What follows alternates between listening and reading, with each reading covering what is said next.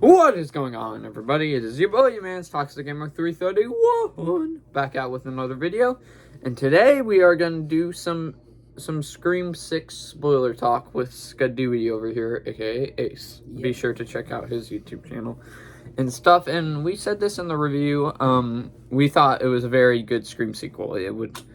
It's my favorite besides the original, and he says it's the same exact thing, right? Yeah.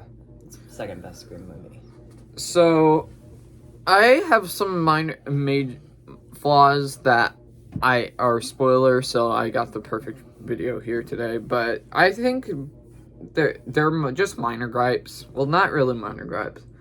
So, let's just start off with the positives. The New York setting, I think they used it well, didn't you? Yeah, I thought that was nice. They used it better than Jason Takes Manhattan. Instead of having it on a boat or whatever. The kills were definitely the goriest out of all six, don't you think? Yeah, they were really good. Because there was some very gory kills and stuff. The new legacy the characters from the fifth film do get used a lot better in this, I think, and you start to like them more than you did the first one, which you like them a pretty decent bit in the first, the number 5. So yeah, they got their spot to shine, especially Tara and Sam, and then also what was the dude's name, the football jock dude? What's his freaking name? It's something like and Mindy as well. She got some time, but I forgot what the football jock dude's name was, but he gets some time to shine here. You get some new characters that are introduced that you go like, they might be the killer, because usually has it happened once where they bring in new people in the movie and they aren't the killer or whatever, and a person from the past movie is the killer? I don't think so. Most of the time, if they bring in new people, then the new people are the killers. Yeah, because the first one was Billy and Stu. Second one was Mrs. Loomis and Mickey? I think that's what. Yeah, and then third was. The third one was Roman. Fourth one was Jill and that dude or whatever. That was useless. I'll talk about him in the Ghostface reveals. Fifth one had the boyfriend. I forgot, Richie, I think, and Richie and was Ash. I think it starts ASH, something like that. Yeah. And then this one, we'll get into the killer reveals a little bit, but the new characters, I thought it was obvious that who the killers were gonna be. Well, one of them, and then I started suspecting the second one. And there's actually 3 killers in this one. The third one I was not expecting, but I still think it's stupid. What did you think of the killer reveals? I liked how they did it. I wasn't expecting it to be I don't know. This is spoiler free, right? No, spoiler review. Okay, I liked how it was like a family kind of thing of Scream. All 3 were of family. I thought that was kind of funny. Yeah, if you guys don't care about spoilers, well, you chose the spoiler review, so. But basically, they end up being Richie's brother. So the guy that died in the last film, his brother, his sister, and his dad. I was already suspecting the girl, the sister, because there's this line in this where she goes "Oh, my brother died in an accident too," and I was going that could be a horror killer motive, and I thought that was a little bit obvious. And then brother dude, I suspected after in the train station or whatever, even though he didn't attempt to kill Mindy there. But yeah, what others? I think my minor gripes I have with it is most of the people don't have eternal organs. That's all I'm saying, because they get stabbed repeatedly and they don't die. I'm talking to you. Fair, that's something that's an issue with all the Scream movies. That happens in every single one. Killers I can understand, but the main protagonists? Yeah, the fact that Gale survived, that was weird. Yeah, that's another one of my flaws too, is I think Gale should have died because Dewey died in the last one. But, I'm 50 on 50. I'm 50 on the way it ended or whatever. I think she should have died, but because I think I'm more on the side of she should have died in that scene because I think that was a good way to die. I'm pretty sure, but yeah. I feel like one character should have died by the end of the movie. Either one member of the Core 4 or Gale. Yeah. That's how it should have happened. But. And then at the end, oh wow, oops.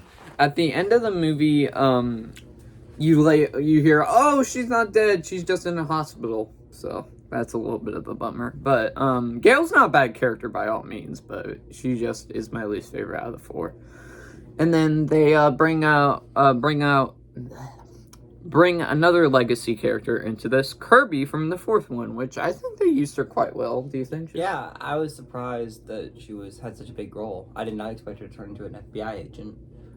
And then there was a bunch of, they tried to do a bunch of red herrings when you saw it. Well, when I was thinking it was this one person, they did a good job of making you think of a bunch of red herrings to see who the killer is, but when they were thinking that Kirby was the killer, I was going nah, she's not gonna be the killer. There's no way.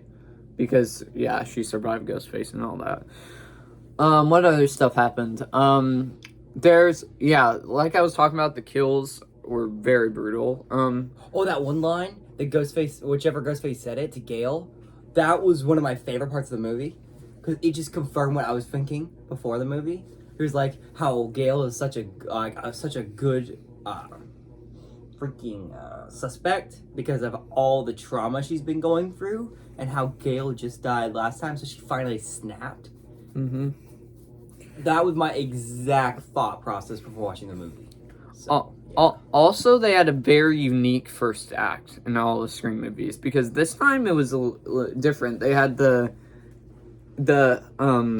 Ghostface killer kill a Ghostface killer imitator, which is played by Tony Revolori. I think that's what his name is. He plays Flash Thompson in the Spider-Man trilogy with Tom Holland, and he's also in Willow too. But yeah, that was crazy to that was crazy first act, and that confirmed how brutal it was gonna be with the head and the limbs in the freezer. Yeah, how it starts as a fake Ghostface killing somebody, going home, then sees his other Ghostface friend in the refrigerator, and then he gets butchered. So that was nice. Yeah, that was very unique. That was a very unique way to open it, which I think all the rest of them were just Ghostface kill. That's it. Yeah, so this is different. Yeah, very different. Is there any other gripes you can think of? Gripes. Oh,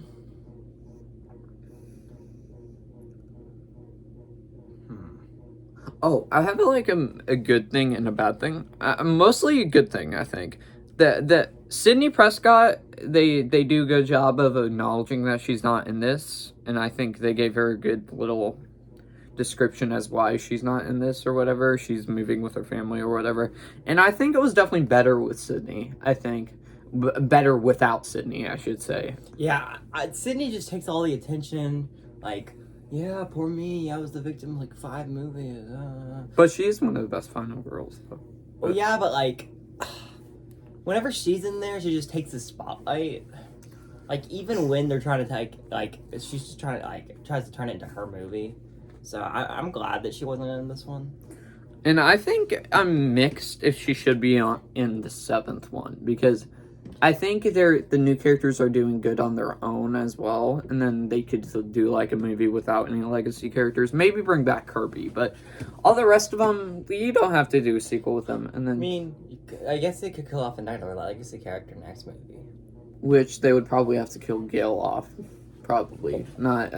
It'd be nice if it was Sydney. That would make public news in the entire universe that Sydney's finally dead. And I think that's the only way with the actress, I forgot what her name was, comment down below.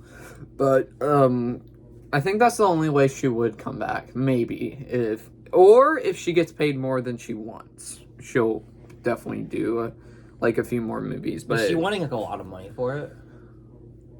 Yeah, She's just being difficult. I'm pretty sure. No, she's not being difficult, but she's like a big horror final girl draw. So like, I think it's just they aren't using her. I don't know. I'm confused by the thing or whatever, but yeah, I think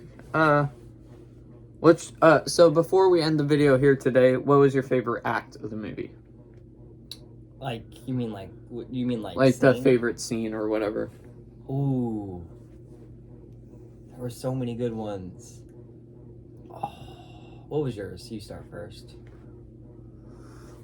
Probably my favorite act was when in the train station, probably. That was what I'm the most thinking of. I love how they started out. And one of my other favorites was the scene where they're trapped in the room and they're trying to get out and they climb across a ladder and Ghostface just... Yeah, that was intense. That was brutal for one of the new characters. Like, yeah, that was pretty brutal and pretty tense. This did a good job of suspensefulness. So yeah. So overall, guys, that is our thoughts of Scream 6. I think for my review of Scream 6, I'm gonna give it an A-. What are you gonna give it? I'm gonna give it... I'll give it an A- too. And that means 4 stars out of 10 from your boys over here. But before we get to the actual ending of the video itself, don't forget to subscribe to both of our YouTube channels, Toxic Gamer 331 and Skaduwee, because we would love to have you here and we can talk movies and whatever.